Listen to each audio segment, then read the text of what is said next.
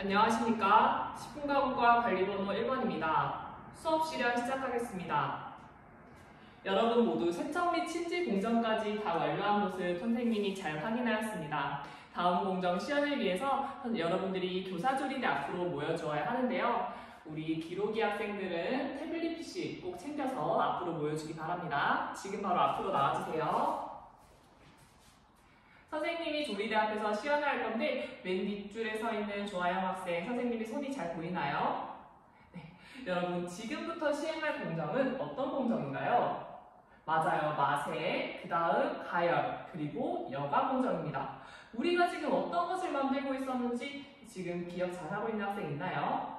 맞아요, 김형재 학생, 두부를 제조를 하고 있었어요. 우리는 지금 세척 및 침지로 콩을 2.5배 정도 불려놓은 다음 그 다음 공정인 마세 공정을 시작하여야 합니다. 마세는 어떤 공정일까요? 유홍재 학생, 무언가를 갈아주는 공정이다 라고 이야기를 잘 해주었네요. 그렇다면 선생님 조리대 앞에는 여러 가지 기구들 중에 어떤 것으로 마세를 실시할까요? 맞아요, 김재진 학생이 믹서기일 것 같다 라고 잘 얘기를 해주었네요. 우리 기록이 학생들이 태블릿 PC를 다 잘 들고 왔나요? 거기 선생님이 게시해준 자료 1번의 왼쪽에 어떤 그림이 포함되어 있나요? 맞아요. 선생님이 여기 앞에 놔둬져 있는 믹서기 안에 콩이 잘 갈려진 그림이 그려져 있죠? 우리 그 그림 밑에다가 선생님이 시연한 내용을 같이 기록해보면서 선생님의 시연 영상을, 시연 장면을 관찰해보도록 할게요. 우선 믹서기를 사용하기 전에 우리가 침지해뒀던 콩을 믹서기 안에 넣고 그 2.5배 이 2배에서 2.5배의 물을 넣어주고 믹서기를 잠그고 버튼을 눌러 조작해서 믹서기를 작동하게 되면은 안에 있는 콩이 갈리는 것을 보게 될 것입니다. 여러분들 믹서기가 잘 갈리고 있는 것 잘 보이시나요? 자, 어느 정도 갈리게 되면은 믹서기를 끄고 내려서 콩이 어느 정도 갈렸는지 확인을 해야 되는데 여러분들 지금 입자가 다 잘 보이나요? 우리 맨 앞줄에 있는 세양 학생이 입자를 한번 만져보겠어요? 맞아요. 어떤 질감이 드나요? 맞아요. 모래알처럼 거친 질감이 들고 있죠? 우리가 마세 공정을 실시할 때는 너무 많이 마세를 하게 되면 안에 있는 불순물이 빠져나올 수 있기 때문에 이렇게 최양 학생이 보여주었듯이 모래알 입자처럼 거친 정도로만 마세를 해주어야 합니다. 선생님, 반대로 마세를 너무 적게 하게 되면 어떤 현상이 발생하나요? 네, 우리 김수현 학생이 잘 질문을 해주었어요. 마세를 너무 적게 하게 되면 또 다른 문제점이 발생할 수 있는데 그 개념은 바로 수율에 있습니다. 여러분, 수율은 어떤 개념일까요?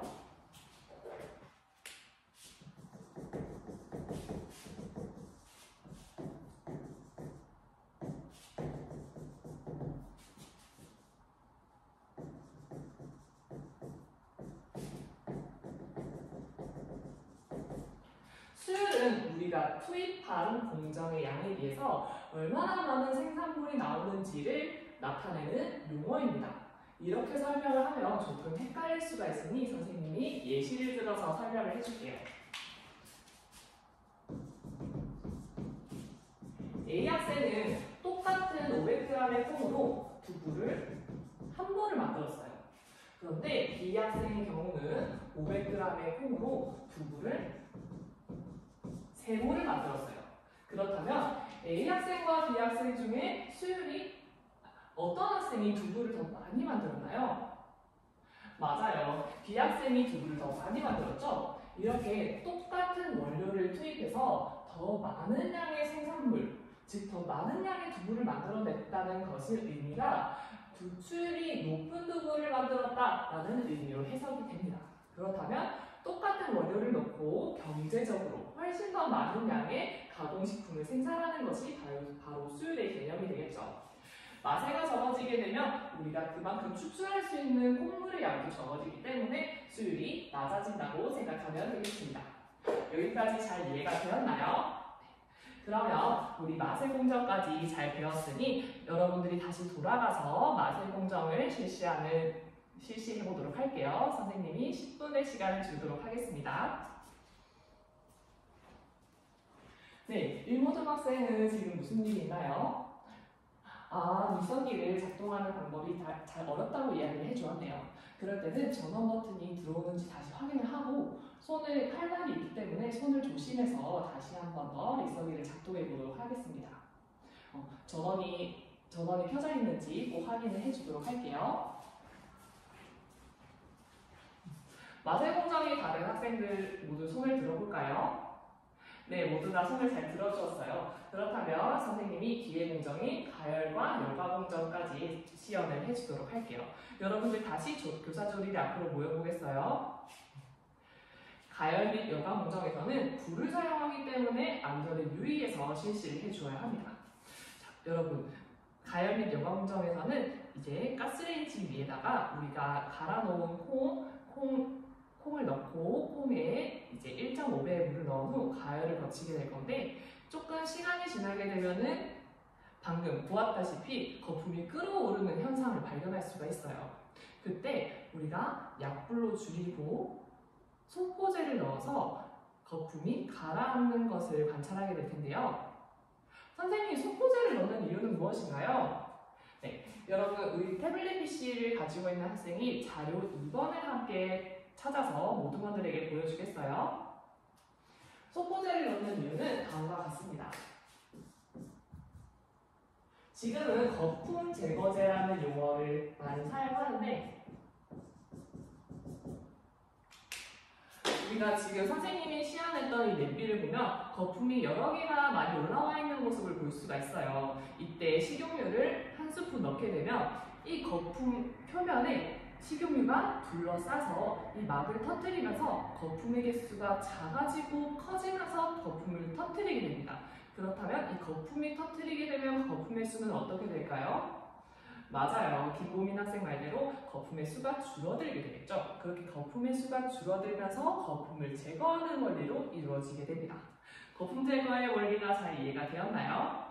네. 자, 그 다음에 거품을 다 제거했고 7분 정도의 시간 동안 많이 끓였기 때문에 가열이 완료된 상태일 겁니다. 그렇다면 불을 끄고 난 다음에 열과 공정을 거쳐야 해요. 여러분들 지금 냄비에 있는 이제 내용물이 잘 보이나요? 냄비에는 지금 불투명한 두유 색깔의 물과 안에 찌꺼기가 있는 것을 확인할 수가 있어요. 이때 두부는 수용성 단백질인 글리시닌으로 만들기 때문에 우리가 최종적으로 완성하게 될 두부는 이 탁한 두유입니다. 그리고 여기 안에 보이는 이 찌꺼기는 비지라고 하는 콩 찌꺼기일 텐데 이것과 두유를 분리해서 두유를 응고시키게 되면 두유가 완성되게 돼요. 그렇다면 우리는 지금 어떤 공정을 거쳐야 될까요? 맞아요. 유용재 학생 말대로 두유와 비지를 분리하는 공정을 거쳐야 합니다. 두유와 비지를 분리할 때는 어떻게 진행해야 할까요?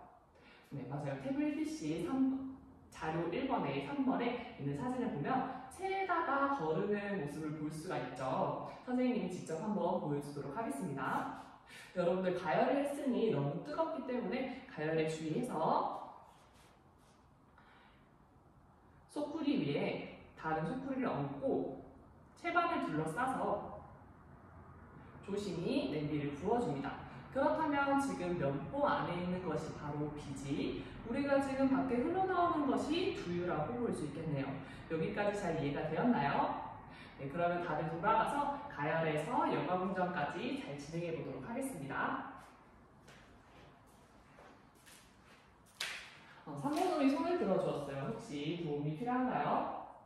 여기 가열 공정, 열과 공정에서 두유와 비지를 분리하는데 냄비가 자꾸 흔들려서 어렵다고 이야기를 해주었네요. 그렇다면은 미끄미 학생이 요 스테인리스 볼을 함께 잡고 냄비가 흔들리지 않도록 함께 도와주는 건 어떨까요? 맞아요. 협동해서 하는 모습 보기 좋습니다. 응고 공정까지 다 잘 진행이 되었나요? 여과 공정까지 다 잘 진행이 되었나요? 네, 그렇다면 이제는 응고 과정을 거치게 될 건데 응고 과정을 거치기 전에 여러분들 태블릿 PC 두 번째 페이지에 있는 사진을 한번 볼까요? 거기에 선생님이 돌발 퀴즈라고 적어놨는데 돌발 퀴즈에 어떤 내용이 있나요? 맞아요. 응고제의 양과 두유의 양을 기록하는 것이 있습니다. 그렇다면 우리가 응고제를 넣기 전에 실시해야 되는 것이 어떤 것일까요? 맞아요. 응고제를 실시하기 전에 두유의 양이 몇 g이 나왔는지 측정을 해야 합니다. 두유의 양이 몇 g이 나왔는지 왜 측정을 해야 할까요?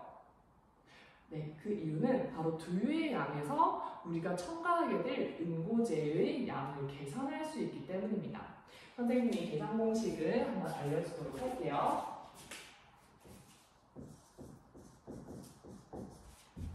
응고 과정에서는 우리가 어떤 응고제를 사용한다고 선생님이 이야기를 했었죠? 맞아요. 글루코노, 데이터, 락톤입니다. 이 글루코노 델타 락톤의 경우 사용해야 될 온도와 계산할 수 있는 양이 정해져 있는데요. 여러분들이 계산하게 될 두유의 양에서 태블릿 PC 계산기 앱을 이용해서 0.6%를 가하면 우리가 첨가하게 될 글루코노 델타 락톤의 양이 나오게 됩니다.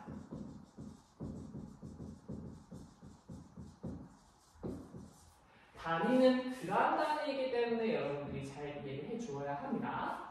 선생님이 예시 문제를 하나 줘보도록 할게요. 선생님이 시연에서 만든 두유의 양이 만약에 2,500g이 나왔을 경우 우리는 몇 g의 글루코노 델타 락톤을 첨가해야 할까요? 네. 강효정 학생이 가장 빠르게 설명 들어주었어요. 그렇다면 계산 과정을 앞에서 한번 기록해 보겠어요. 2,500 곱하기 0.6이므로 15g이다 라고 계산을 잘 해주었네요.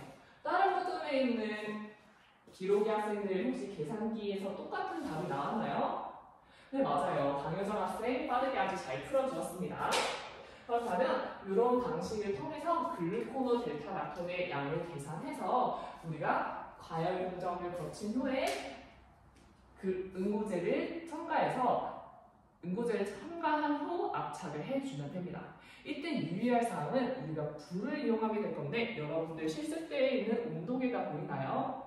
네. 이 글루코노 델타 락톤은 85도씨에서 90도씨 사이에서 첨가를 해주어야 응고가 잘 이루어지기 때문에 다른 모둠의 학생이 온도계를 이용해서 측정을 하고 글루코노 델타 락톤의 양을 물에 잘 희석을 시켜서 85도씨에서 95도씨가 되었을 때 불을 끄고 응고제를 넣어주면 됩니다. 여기서 궁금한 점 있을까요? 네, 혹시나 어려운 점 있으면 언제든지 손을 들고 선생님에게 질문해 주세요. 그렇다면 선생님이 10분의 시간을 줄 테니 지금부터 응고 과정을 거쳐보도록 하겠습니다.